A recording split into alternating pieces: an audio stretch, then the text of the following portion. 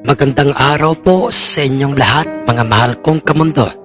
Sa lahat po ng mga hindi nag-escape ng ads, sa mga nag-like, sa mga nag-comment, at nag-share ng ating kwentong ito. Maraming salamat po sa inyo. Mga mahal kong kamundo, narito na po ang pagpapatuloy ng ating kwentong ito. At habang nooy naglalakad si Itay pabalik sa aming bahay at hila-hila niya ang aming alagang kalabaw, ay isang hiwaga na naman. At hindi kapani-paniwalang mga pangyayari ang kanyang nasasaksihan. Pero totoo ang lahat ng yon dahil imposible ito. Paanong nangyari ito? Bakit tuyo ang lupa sa daan? Ganoon din ang mga dahon ng mga puno at ang mga damo sa paligid. Isamantalang ang lakas ng buhos ng ulan kanina at talagang masasabi kong parang masama ang panahon. Diyos ko, anong hiwaga ba ito? Pagkatapos na sabihin yon ni Itay sa kanyang sarili, ay marahan niyang nagtatakang ibinaling ang kanyang paningin sa aming alagang kalabaw na nasa kanyang likuran. Pangkoy, totoo ba ito? Totoo bang ikaw ay isang engkantado? Ang tanong ni Itay sa aming alagang kalabaw. Pagkarating niya sa likuran ng aming tahanay, itinali niya kaagad sa punong niyog ang tali ni Pangkoy upang doon ito makapanghingain. At pagkatapos nooy, dahil sa maaga pa naman ng mga pagkakataong yon, kung kaya't nagpasya na nga si Itay na muling umahon sa bundok upang pumunta sa tahanan o kubo nila Lolo Felipe. Pagkarating doy, sa bungad pa lang ng pintuang bakod nila Lolo Felipe, ay ramdam na kaagad ng matandang merong taglay na mutya si Itay sapagkat ramdam ko ang enerhiyang nagmumula sa isang mutyang ngipin ng kalabaw na nasa iyong bulsa, Iho, Arnold. At alam kong kaya ka na parito ay upang itanong sa akin sa kung papaano yan magkakabisa sa isang manok panabong. Hindi ba, Arnold? Mabilis namang sumang-ayon si Itay sa mga sinabing yun sa kanya ni Lolo Felipe, sapagkat yun naman talaga ang totoo. Sa kamarahan niyang inilabas sa kanyang bulsa ang nag-iisang ngipin ng aming alagang kalabaw at iniabot niya ito sa matandang si Lolo Felipe. Makinig ka, Arnold. Ang mutyang ito ay magkakabisa lamang sa isang panabong o alinman sa inyong mga panabong sa oras na ito ay ilalagay mo sa tilang itim. Kasunod ay kinakailangan mo itong isabit sa mismong tapat ng inyong lutuan bago sumapit ang kinaumagahan. At heto pa, Iho, wag na wag mo itong ipapakita kanino man maliban sa mga taong mapagkakatiwalaan mo. Wag na wag mo itong ipagsasasabi, ibibida. Higit sa lahat ay wag na wag mo itong aabusuhin. Maraming mga sabungerong merong mga kargadang mutyang ikinakarga para sa kanilang mga panabong. Pero ang mutyang ito o ang mutyang ngipin ng kalabaw na ito ay nasisiguro kong wala pa ni isa ang nagtataglay nito sa kanila.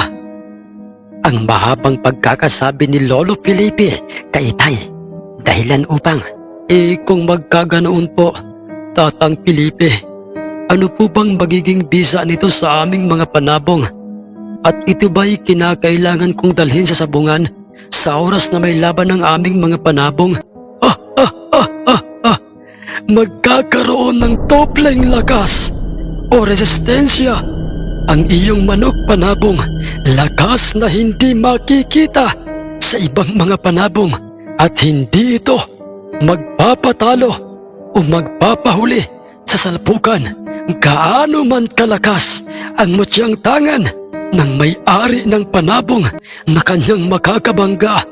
Oo, Iho, Kinakailangan mo itong dalhin sa bawat sabungang iyong puntahan. Pero wag na wag mo itong ilalabas sa iyong lalagyan. Dahil pag nalaman ng mga sabungerong makakabangga ng inyong mga panabong ang inyong tangang mutya, ay pilit silang gagawa ng paraan upang masumpa ang iyong mutya. Makailang beses na tumango-tango at nagpasalamat si Itay kay Lolo Felipe dahil sa mga tulong at mga paalalang sinabi sa kanya ni Lolo Felipe. At pagkatapos noy, maayos at magalang na nga siyang nagpaalam sa matandang kinakailangan na nga niyang umuwi sa aming tahanan dahil sa sadyang tumidilim na ang paligid ng mga pagkakataong yon. Nakangiti namang sinabi sa kanya ni Lolo Felipe ang mga katagang, "Walang anuman, iho. Arnold, iho, sinisiguro ko sa iyong magiging mabisang mabisa sa inyo ang mutyang yan dahil sa meron kayong busilak na kalooban." Pagkarating ni Itay sa aming tahanay, naghanap kaagad siya ng tilang itim. Ginupit niya ito at kanyang tinahi upang magsilbing lalagyan ng nasabing mutyang ngipin ng kalabaw. Kasunod ay sinabit niya ito sa mismong tapat ng bubungan ng aming lutuan. Kasunod ay kinausap niya kami ni Inay na wag naming aalisin ang tilang itim na yon. At yon ay hayaang mausukan dahil sa dalawa ang gamit namin noon sa aming lutuan. May kalan para sa mga uling at meron namang lutuan para sa mga tuyong kahoy. Hanggang sa sumapit na nga ang kinaumagahan, ang araw na kinakailangan na nga dumayo ng sabong nila Itay sa sityo kung saan ay doon naghihintay ang tatlong, sina Mang Isong, Mang Feliciano at si Mang Bartolome, ang tatlong mga sabongerong may iisang mutyang nakuha at yun ay ang mutyang galing sa uling. Pansamantalang inilihim ni Itay sa kanyang tatlong kapatid ang tungkol sa nasabing mutyang nooy nasa kanyang pag-iingat na upang nang sa ganoon ay manatili ang bisa nito at naisip niyang saka na lang niya sasabihin yon sa kanyang tatlong kapatid. Nakahanda na ba kayo mga utol para sa magiging laban ng ating binabaing mayahing sila Wiswis?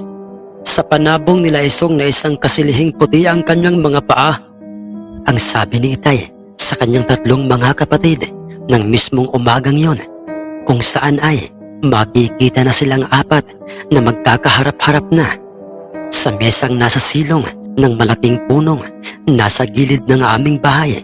At makikita nang nasa kamay ni Itay ang bayong kung saan ay nasa loob noon ng aming binabaing mayahing nagngangalang sila Wiswis. At ang mutyang ngipin ng kalabaw ay nakabalot sa telang itim at kasalukuyan nang nasa loob ng malalim na bulusang pantalon ni Itay Arnold. Sabay-sabay namang sumang-ayon sa kanya ang kanyang tatlong mga kapatid kung kaya't ay, anak Jerome, ikaw na muna ang bahala sa ating alagang kalabaw. Mabilis naman akong sumang-ayon kay Itay at pagkatapos noon ay nakita kong magkakasama na nga silang apat na naglakad palayo ng aming tahanan. Tandaan niyo ito mga utol, anuman ang kalalabsan ng magiging laban ng ating panabong na sila Wiswis, sa kasilihing puti ang mga paa nila Isong, ay panatilihin nating panatag ang ating isipan. O ang ibig kong sabihin ay huwag nating ipakita sa kanilang masaya tayo kung sakasakali mang swertihin sa laban sila Wiswis. Ang seryoso ngunit mahinahong pakiusap ni Itay sa kanyang tatlong mga kapatid. At nagtataka namang sumang-ayon sa kanya ang tatlo at para bang naninibago sila kay Itay. Subalit hindi na lamang nila inusisa pa si Itay kung ano ang kanyang dahilan o ang kanyang gustong ipahiwatig sa kanila. Matapos ang halos kalahating oras ng kanilang ginagawang paglalakad sa bundok, ay nakarating na nga sila sa Sitio Kalumpang, ang sitio kung saan ay doon naninirahan ang tatlong, sina Mang Isong. Binaybay kaagad nila ang direksyon ng kinapwepwestuhan ng sabungan kung saan ay meron na silang naririnig na mga ingay sa lokasyon ng sabungang nakapwesto malapit sa mismong tubugan ng kalabaw. Ilang sandali pa'y nahagip na nga kaagad ng kanilang mga mata ang tatlong sinamang isong at hawak-hawak na nito at hinihimas ang kanilang pambihira at namumukod tanging panabong na isang kasilihing panabong na kasing itim ng uling ang kanyang mga balahibo. Napakaitim ng kanyang bilugang mga mata, subalit puting-puti ang kanyang mga paa. At nang silang apat ay nasa kanilang harapan ay nag-uwika kaagad itong si Mang Isong Kaitay ng, Magandang araw sa inyong apat na magkakapatid. Lalong-lalo na nga sa iyo, Arnold. Maraming salamat sa inyong ginawang pagpapaunlak sa aming kahilingang dumalo sa aming sabungan upang ibangga sa aming panabong na ito kung anong panabong man ang laman ng inyong bayong na yan.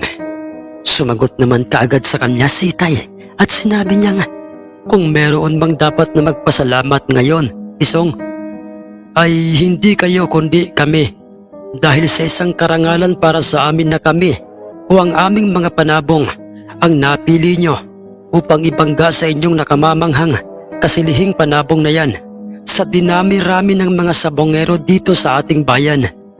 Nang puntong yon ay itong si Mang Feliciano na ang sumagot kay Itay. Alam niyo ba, Arnold, hindi kami nakokontento bilang isang sabongero lamang na mayroong nakamamanghang panabong na kagaya ng sinasabi mo. Dahil ginagawa namin ang lahat upang palakasin pa itong aming kasilihin.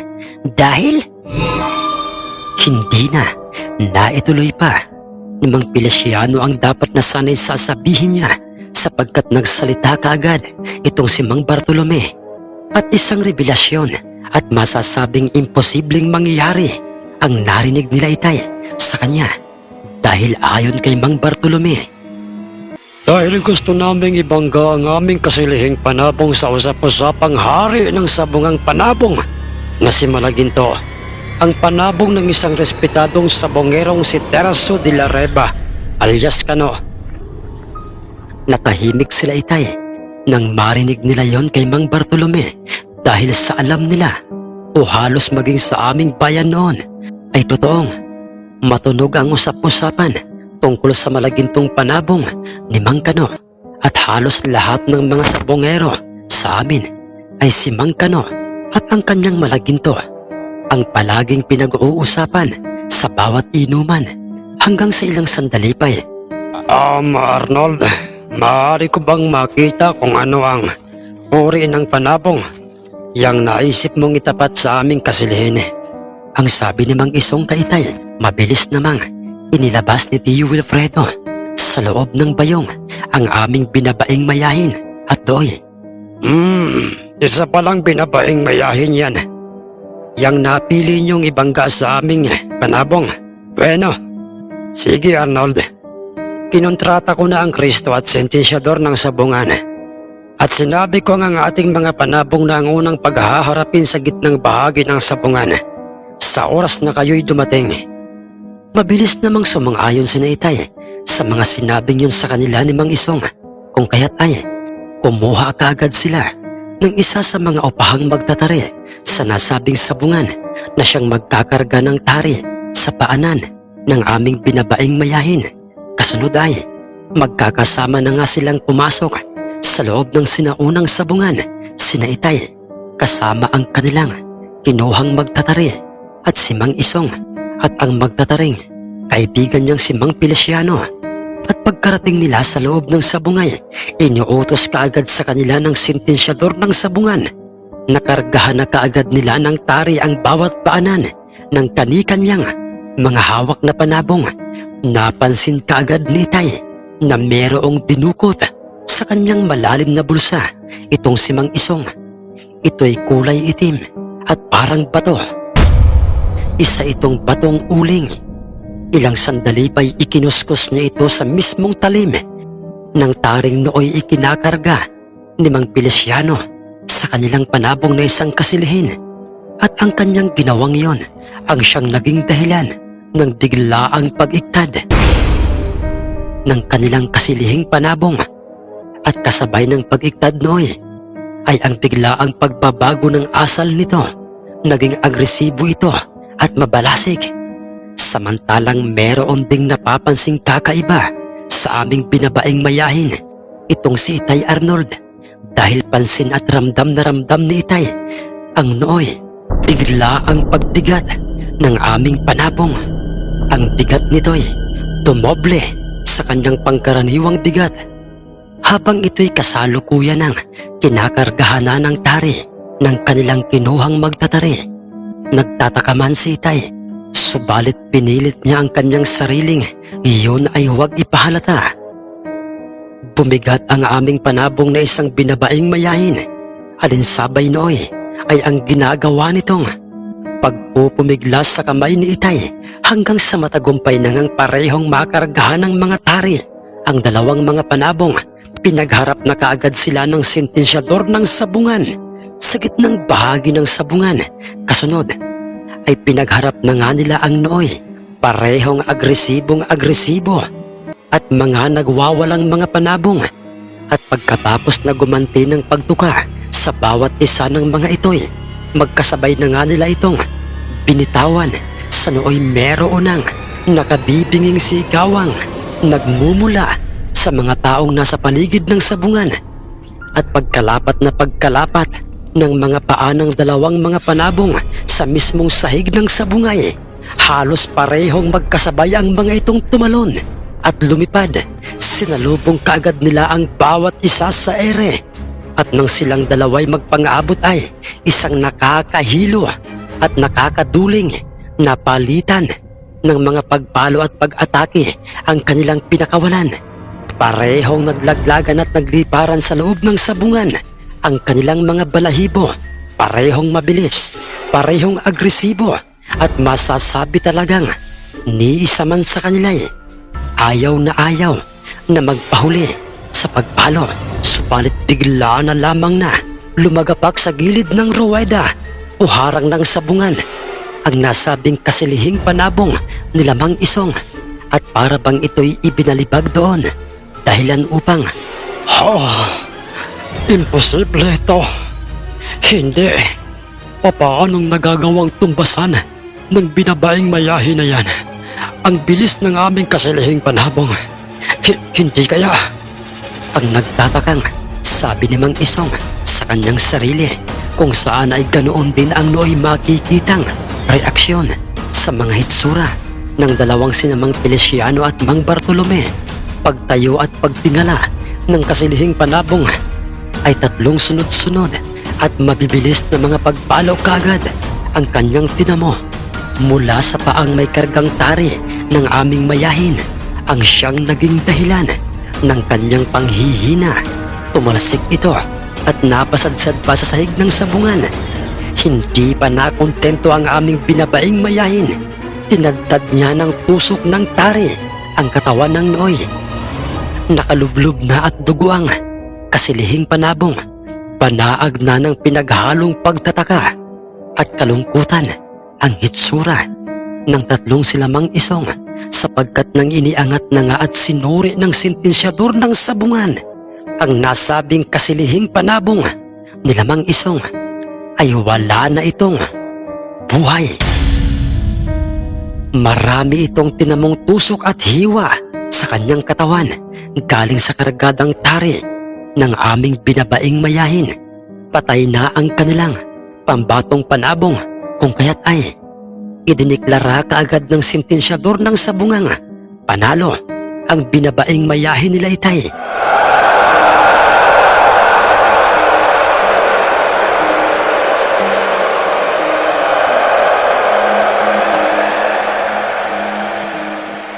Nagsigawan at nagbunyi ang mga mamumustang pumusta sa aming mayahing panabong. Partikular na nga ang ilan sa mga sabungerong kalugar namin na dumalo sa nasabing sabungan. Samantalang sina Tio Wilfredo, Tio Agosto at si Tio Maximo ay katulad ni Itay, ay pilit nilang pinipigilan ang nooy. Sobra-sobrang sayang kanilang nararamdaman sapagkat yun ang sinabi sa kanila ni Itay. Hindi ko alam kung papaanong nangyari ito, Arnold. Wala akong makitang kahit anong katibayang merong ikinargang mutya dyan sa inyong panabong. Pero sa kabila ng aming pagkatalo, ay nagpapasalamat pa rin ako sa iyo, Arnold. Masaya naming tinatanggap ang pagkatalo ng aming inaasahang mandirigmang panabong. At isa lang ang ibig sabihin nito. Ang mahabang pagkakasabi ni Mang Isong kila Itay, kung saan ay makikita na nga silang nasa labas na ng sabungan. Anong ibig mong sabihin, Isong? Ang tanong sa kanya ni Itay. Subalit, ng puntong yon ay itong si Mang Feliciano na ang tumugon kay Itay at sinabi niyang, Isa lamang ang ibig sabihin ito. Hindi sasapat ang aming mga panabong at mutya sa usap-usapang hari ng sabungang si Malaginto. Ang panabong nila Kano. Tamang lahat ang mga sinabi ni paring Feliciano. mas mabuti na itong maaga pa lamang ay nalaman na kagad namin ito. Dugsong namang sabi ni Mang Bartolome. Paano, Arnold? At sa inyong tatlo? Wilfredo, Agosto, at Maximo. Mukhang hindi na kami magtatagal pa sa sabungang ito. Salamat ulit sa inyong ginawang pagpapaunlak sa amin at sa magandang labang ipinamalas ng inyong panabong. Ang sabi ni Mang Isong at pagkatapos noy, naglakad na nga ang mga ito. Papalayo ng kanilang mismong sabungan. Muli po mga mahal naming kamundo, maraming salamat po sa inyong ginawang pag-comment, pag-like at pag-share sa ating mga nakaraang upload. Maraming salamat po. Nais ko lamang pong pasalamatan at shoutout si Tropa TV Vlogs at ang Ubina Family. Nais ko lamang pong i-shoutout si Boss Baldayot at ang kanyang buong pamilya dyan po sa Kalinog, Iloilo. Maraming salamat po sa inyo. Kay Boss Emerson Ornedo, kay Boss Jolito Romero, maraming salamat sa iyo, Boss. Shoutout po kay paring Sukoy, kay paring GP, paring Teban, paring Pedro, at paring Michael. Ang nagpapa-shoutout po ay si Boss Wilfredo Diaz. Shoutout po kay Boss Jerome B. Arnaez ng Samar, kay Boss Roel Mendoza ng Silang, Cavite. Salamat po kay Boss Melchor Recta, kay Boss Jana Agustin, kay Boss Henry Tamigin ng Davao City, kay Boss Jiffy TV Vlogs na palagi pong nakikinig sa atin dyan sa Fairview. Maraming salamat po sa inyo, boss. Kay Boss Tony Villaruel, maraming salamat po, boss. Nais ko lamang pong i-shoutout si Boss RJ Vlogs. Boss, maraming salamat po sa inyo. Kay Boss Fernan Nadera ng Pagsanhan, Laguna. Boss, maraming salamat po. Kay Boss Bro Rex TV. Boss, maraming salamat po sa inyong suporta. Kay Boss Maita Alutaya. Boss, maraming salamat po sa inyo. Shoutout po kay Boss Ronaldo Osoleta. Boss, maraming salamat po. Shoutout po at maraming salamat po kay Boss Iking Banlaygas. Boss, maraming salamat po. Kay Boss Angel Simbulante at sa Family Simbulante from Obay, Cabancalan City. Maraming salamat po mga boss. Shoutout po kay Boss Rafaelito Arnaez Villaram. Boss, maraming salamat po. Shoutout po kay Boss Kevin Dicap. Boss, maraming salamat po. Shoutout po kay Boss Mateo Diaz. Boss, maraming salamat po. Kay Boss Giovanni Magiriano, kay Mampia Arnaez Jans, kay Boss Francis Sit at sa kanyang mga tropang palaging nakikinig sa ating kwentong, sina Boss Jomar, Boss Obyong, Boss Maki, Boss Ronnie at si Boss Kenneth. Maraming salamat po sa inyo mga tropa.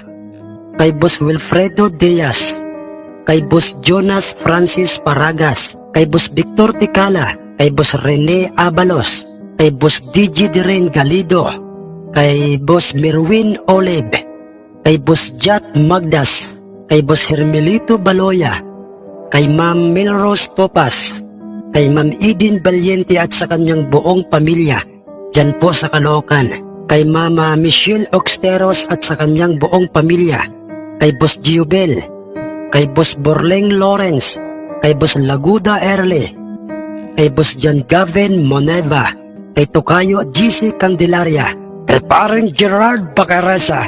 Pare, maraming salamat sa iyo.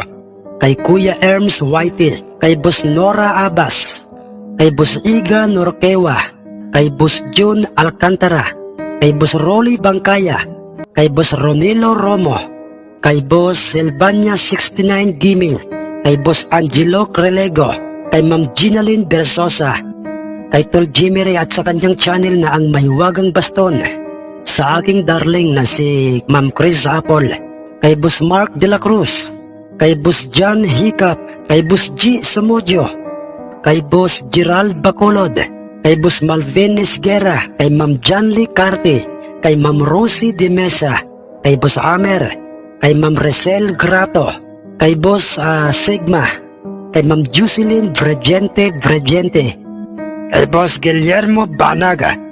kay Boss Julie Rovion Paliana, kay Boss Lowy Orolpo, kay Boss Solomon Villeta, kay Boss Patrick Hernandez dyan po sa Candabong, Alcantara, Cebu, kay Boss Joey Earl, kay Boss Jik Alcala at sa kanyang anak na si Jackia Mata, kay Boss Emiliano Rapolos, kay Ma'am Pay Diaz, kay Boss Edwin Duran, kay Boss Nelson Enfleo, kay Boss Giovanni Almanon, kay Boss Feli Rivera Remundo, kay Boss Chit Bayot, kay Ma'am Milit Mayo Kaskayan, kay Boss Lenar Elfas, dyan po sa Bicol. Shoutout po sa inyo, boss.